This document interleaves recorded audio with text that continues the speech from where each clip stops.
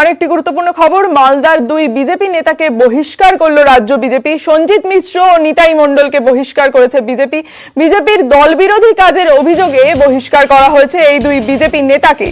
সঞ্জিত মিশ্রকে আগেও দল থেকে বহিষ্কার করা হয়। মালদা সাংগঠনিক জেলার সভাপতি ছিলেন সঞ্জিত। লোকসভা ভোটের পরই সঞ্জিতকে দল থেকে বহিষ্কার করে, পরে ক্ষমা চেয়ে ফের দলে ফিরেছিলেন সঞ্জিত মিশ্র। নিতাই মণ্ডল মালদার ZP30 মণ্ডল সভাপতি ছিলেন। বিধানসভা ভোটে টিকিট দেওয়া নিয়ে বচসার অভিযোগ, মালদার বিজেপি প্রার্থীকে গুলি ঘটনাতেও তার নাম জড়িয়েছিল এবং হুগলির আরও এক নেতাকে সতর্ক করেছে রাজ্য বিজেপি। হুগলির প্রাক্তন জেলা সভাপতি সুবীর নাগকে আগেই শোকজ করা হয়েছিল। বৈঠকে শৃঙ্খলা ও বিক্ষুব্ধদের প্ররোচনা দেওয়ার অভিযোগ। সুবীর নাগকে সতর্ক করল বিজেপি নেতৃত্ব।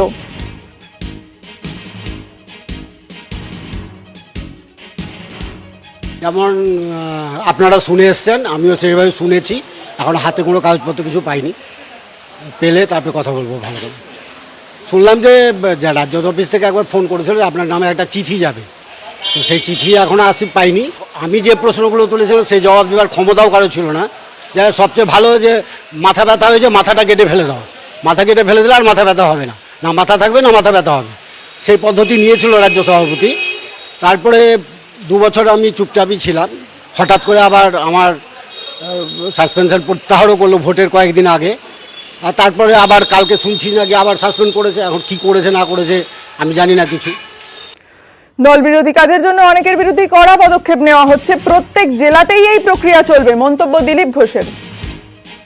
অনেক জেলাতেই এরকম যারা ইলেকশনের সময় পার্টি বিরোধী কাজ করেছে বা ইলেকশনের পরে পার্টির বিরুদ্ধে নেতাদের বিরুদ্ধে অপপ্রচার করছে, উল্টাপাল্টা বলছে লিখছে, তাদেরকে সবাইকে সতর্ক করা হচ্ছে, শোকজ করা হচ্ছে, সাসপেন্ড করা হচ্ছে এবং এটা করা প্রত্যেক জেলাতেই করা হবে।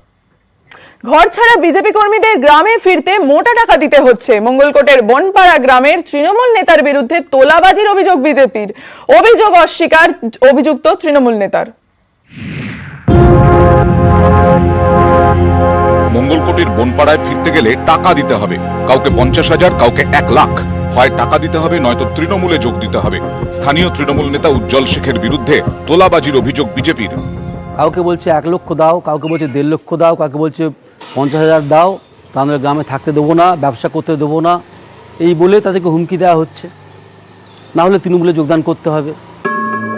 ভোটের ফল বেরোনোর পর থেকেই ঘরছাড়া বনপাড়ার 40 থেকে 50টি পরিবার। বিজেপির অভিযোগ, তাদের বাড়ি ভাঙচুর করে আগুন ধরিয়ে দেওয়া হয়, অবাধে লুটপাটও চলে। ঘরে ফিরতে কাটোয়ার এসডিপিওর দ্বারস্থ হন বিজেপি কর্মীরা। মঙ্গলকোটের বিধায়কের মধ্যস্থতায় গ্রামে ফেরা শুরু হয়। মঙ্গলকোট থানার পুলিশ ভাঙা বাড়ি মেরামতির প্রতিশ্রুতি দেয়, কিন্তু গ্রামে ফিরতে তৃণমূল নেতাকে তোলা দিতে হচ্ছে বলে অভিযোগ। আমরা ওদের কাছে গিয়েছিলাম, দিয়ে টাকা পয়সা লাগলো, নলে গ্রামে থাকতে দেবে না। কত টাকা? এবারে বলেছিল 10,000, এবারে হাতে পায়ে ধরে 2,500 টাকা করে লেগেছে। বাড়িতে আমার যা মাল ছিল সব নিয়ে চলে গেছে, টাকা পয়সা সোনা দানা কাঁসা পিতল যা ছিল সব নিয়ে চলে গেছে। আমার বাড়ি ঘর ভাঙচুর লুটপাট করেছে। টাকা 50,000 টাকা চেয়েছে। অভিযোগ অস্বীকার করেছেন অভিযুক্ত তৃণমূল নেতা। অভিযোগ প্রমাণ হলে দল থেকে বহিষ্কার করা হবে বলছেন জেলা তৃণমূল নেতৃত্ব। এ ধরনের কোনো অভিযোগ নাই, কোনো টাকা পয়সা নেই, কাউকে কোনো কথা বলা হয় না। এবং আমরা তাদেরকে সাধ্যমতো যতটা পাচ্ছি 40টা পরিবারকে গ্রামে ঢুকিয়ে দেওয়ার পরও চাল, আলু, সয়াবিন তেল যাবতীয় সব রকম সাহায্য করেছি। আমরা পরিষ্কার বলে রেখেছি, যদি কেউ 1,25,000 কেন, যদি 5টা টাকাও চেয়ে থাকে তাহলে আমরা তাকে দল থেকে বার করে দেবো।